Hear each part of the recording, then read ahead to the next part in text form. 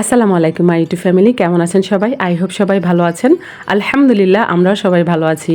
My village life Ayesha চ্যানেলে সবাইকে স্বাগত। দূরে ও কাছে যে যেখান থেকে দেখছেন প্রত্যেককে জানাচ্ছি আন্তরিক শুভেচ্ছা ও অভিনন্দন। নতুন একটি ভিডিও নিয়ে আসলাম আপনাদের মাঝে। যদি ভালো লাগে তাহলে চলুন কিছুটা পথ আমার সাথে।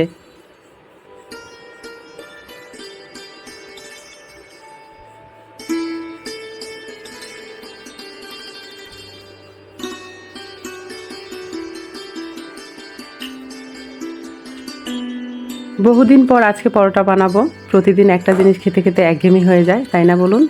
যদিও খুব একটা ভালো আমি পারি না। সাধারণ বন্ধুরা যারা আমার ভিডিও ওয়াচ করেন 75%, ও মাই গড, ভাবা যায়। যারা কিনা সাবস্ক্রাইব করেননি অথচ আমার ভিডিও দেখছেন,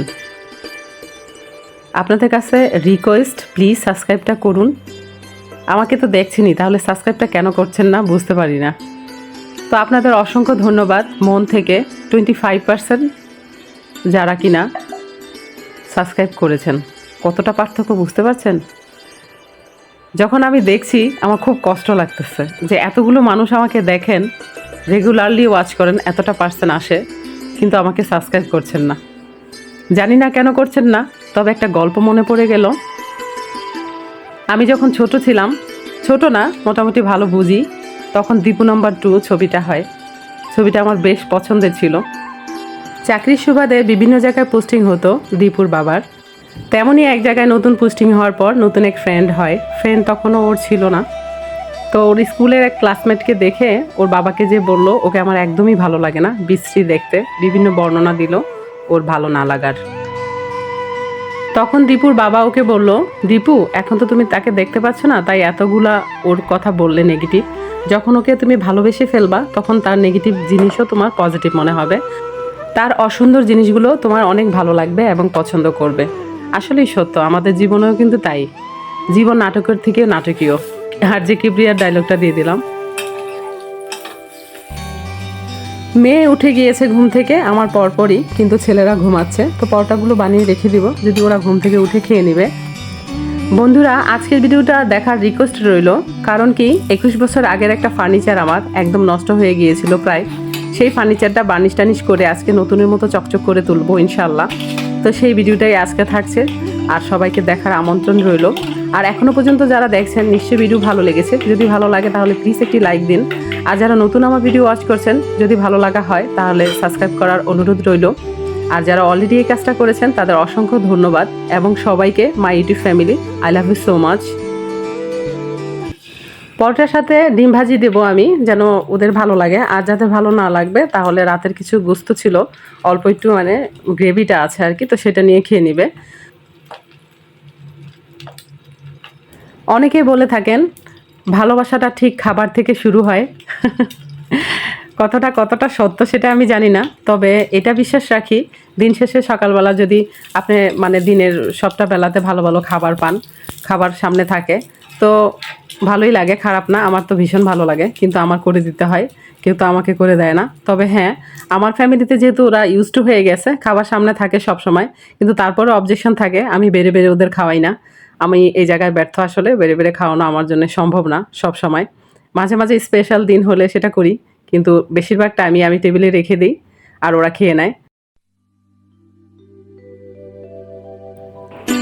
তবে প্রথমে দর্শনদারি, তারপর গুণবিচারি। সুন্দর করে ডেকোরেশন করলে খাওয়ার তৃপ্তিটা বেড়ে যায়, কিন্তু আমার দ্বারা আসলে সবসময় সম্ভব হয় না। এই যে আমার ফার্নিচারটা বহু বছর হয়ে গেল, এটার 21টা বছর কমটা কথা না। তো যাই হোক, এখনো সুন্দর আছে, মানে দেখতে সুন্দর না কিন্তু স্ট্রং আছে, হেভি স্ট্রং, অনেক মজবুত। মানে একজনের সুন্দর করে উঁচা করা যায় না, এতটা পরিমাণ এটা হেভি। তো সেই জন্যই মূলত ভাবলাম যে অন্ততপক্ষে 5টা বছর যদি নিতে পারি তাহলে মন্দ কিসের। তারপর দেখা যাক, ছেলেমেয়েরা বড় হচ্ছে, তাদের বিয়ে শাদী যখন হবে ইনশাল্লাহ, তখন নতুন নতুন ফার্নিচার দিয়ে ঘরটা সুন্দর করে সাজাবো। এটা ইচ্ছা আছে যদি বেঁচে থাকি। আপাতত এখন এইভাবেই চলছে। আর এখন যেহেতু 4-4টা বাচ্চা পড়াশোনা করতেছে, বিশাল খরচার বিষয়, আপনারা জানেন। তো ওদের ব্রাইট ফিউচার সেটাই চিন্তা করি, পড়াশোনা ওইটাই দেখি। আর এটা ঘর সাজানো যে কোনো সময় সাজানো যায়, তাই না বলুন?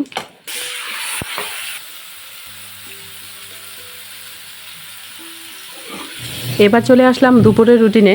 তো এখানে বেশ কিছু তরকারি আমি রান্না করব। প্রথমত গোস্ত তো থাকবেই মাস্ট বাচ্চাদের জন্য, ওরা মাছ দিলে ওরা খেতে চায় না আসলে বাচ্চারা, কিন্তু গোস্ত হওয়ার পর ভাবলাম নুরের আব্বুকে তো স্পেশাল কিছু দেওয়া লাগবে। বেচারা বাজার সদাই করে নিয়ে আসছে রাতের বেলা, বলবে সকালবেলায় আমাকে উপোস রাখলা। তো যাই হোক, মজা করলাম। তো বেগুন যেহেতু আমরা কেউ খাই না, শুধু নুরের আব্বু খাবে। আর এটার মধ্যে সাপের মতো একটা মাছ আছে, বাইং মাছ নাকি ওইটা, খুবই ভয়ঙ্কর একটা মাছ। এটা উনি একাই খায়, আর কেউ খায় না। তো এই পাশে আমি বসিয়ে দিলাম মুরগির গোস্ত, দুই চুলাতেই সমানভাবে বসিয়ে দিলাম রান্না, নইলে দেরি হয়ে যাবে। তো আজকে ভাবছি রান্নার পরিমাণ এই পাশে বেশি, তাই রাইস কুকারে ভাতটা চড়িয়ে দিলাম। এবার বেশ কিছু সবজি কাটা ছিল, ওই সবজিগুলো দিয়ে কিছু একটা করব। তবে শুধু সবজি তো বাচ্চারা খেতে চায় না, তাই একটু বুদ্ধি খাটিয়ে মুরগির গোস্ততে দিয়ে দিলাম, যেন বাচ্চারা টের না পেতে পারে। মুরগির সাথে সবজিটাও খাওয়া হলো। তো কে কে এমন বুদ্ধি খাটান আমাকে জানাবেন তো প্লিজ। আর এই পাশে সবজিটা রান্না করব মাছ দিয়ে নুরের আব্বুর জন্যে। আর এখন ভাবতে পারেন তাহলে আমার জন্য কি আমার জন্য যে কি সেটা আমি নিজেও জানি না। অনেক লোভে একটা বেগুন ভাজি খাইয়ে নিয়েছিলাম, আর এটা ভুগতেছি এখনও পর্যন্ত। হিউজ পরিমাণ অ্যালার্জি আমার। তো যাই হোক, মাঝে মাঝে এই ভুলটা হয়, কি করব। সোমার তো কথা শুনেছিলাম যে খেয়ে ট্রাই করতে হবে কোনটার মধ্যে অ্যালার্জি আছে আর কোনটাই নাই। তো ওর কথাই সাহস করে বেগুন ভাজাটা আজকে খেয়েই নিলাম। বাট বুঝতে পারলাম যে হিউজ পরিমাণ অ্যালার্জি বেগুনেতে, আর এই জীবনে খাওয়া যাবে না। যখন সকালে আমি হাঁটতে যাই, একটা সীমাবদ্ধ এলাকা থাকে, তার বাইরে যদি এক কদমও দেই তাহলে আমার অ্যালার্জি হয়ে যায়, পুরো বডিতে চুলকানি হয়ে যায়, বাসায় আসতে হয় খুব দ্রুত। এমনও সময় হয়েছে আমি রিক্সা করে চলে আসছি এই চুলকানির জন্যে। তো জানি না কেন এমন হয়, আমার মতো আপনাদের কারো হয় কিনা জানাবেন। মাঝে মাঝে চিংড়ি মাছ যেহেতু আমি ফ্রাই করে নুরের আব্বুর জন্য মাঝে মাঝে রান্না করি, বা যে কোনো তরকারি করার সময় সেই ফ্রাইয়ের যে স্মেলটা আসে তখনই আমার অ্যালার্জি হয়ে যায়। তো স্মেলের সাথে যে অ্যালার্জি হয় বা অন্য এলাকার বাতাসের সাথে যে অ্যালার্জি হয়, আমি এটা আসলে আগে জানতাম না, কিন্তু টের পেতাম। বাট এখন বুঝে গেছি যে আসলে বাতাসের মধ্যে অ্যালার্জি হয়, স্মেলের মধ্যেও অ্যালার্জি হয়। এটা আমি সব থেকে বড় প্রমাণ। আপনাদের কারো হয় কিনা জানাবেন। তো যাই হোক, ডাক্তাররা তো বলে ডাস্ট নেওয়া যাবে না, মানে কোনো ময়লা কাজ করা যাবে না, রোদে যাওয়া যাবে না, আগুনের তাপে যাওয়া যাবে না। মানে এত যাবে না করলে বেঁচে থাকবো কি করে? সংসার ধর্ম তো পালন করতে হবে, তাই না? আমি তো আর খাটের উপর বসে বসে খেতে পারবো না। আর নর্মালি আমার একটু সময় খাটে কেউ রাখলে আমি এমনিতেই অসুস্থ হয়ে যাব। আমি খুব একটা সময় রেস্ট নিতে পারি না, এটা আমার প্রবলেমই বলতে গেলে। এই যে রাইস কুকারে আমি ভাত চড়িয়ে দিলাম, আর এই যে কুকারটা কিন্তু মনে করবেন না যে ময়লা, আসলে না, পরিষ্কার করতে যে কালার চলে গেছে। আলহামদুলিল্লাহ আলহামদুলিল্লাহ। দেখুন আমার ফার্নিচারগুলো কতটা সুন্দর লাগছে, মাশাল্লাহ। কেউ কি এখন দেখে বলবে যে 21 বছর পুরনো ফার্নিচার এটা? তো যাই হোক, যেহেতু স্ট্রং আছে সেজন্যই সিদ্ধান্তটা নিলাম যে বার্নিশ করার। আর যদি স্ট্রং না থাকতো তাহলে অবশ্যই নুরের আব্বুর কথা শুনতাম, কাউকে দিয়ে দিতাম বা ফেলে দিতাম। তো লোকেরা যেহেতু উপর থেকে নিয়ে আসতেছে ফার্নিচারগুলো, এই সুযোগে আমি এই জায়গাটা একটু সুন্দর করে মুছে নিলাম।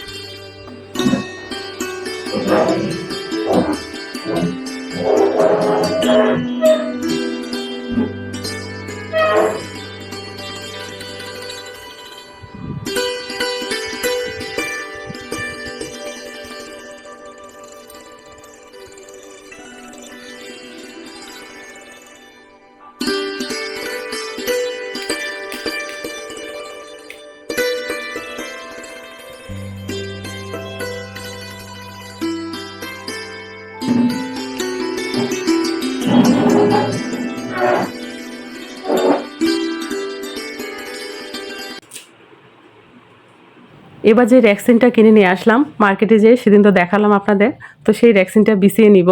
আমি চেয়েছিলাম একদম ওয়াটার কালার হবে, তারপরে ডিজাইন হবে, কিন্তু পুরোটা মার্কেট খুঁজে আর পেলাম না, সে কারণে এটাই নিয়ে আসলাম।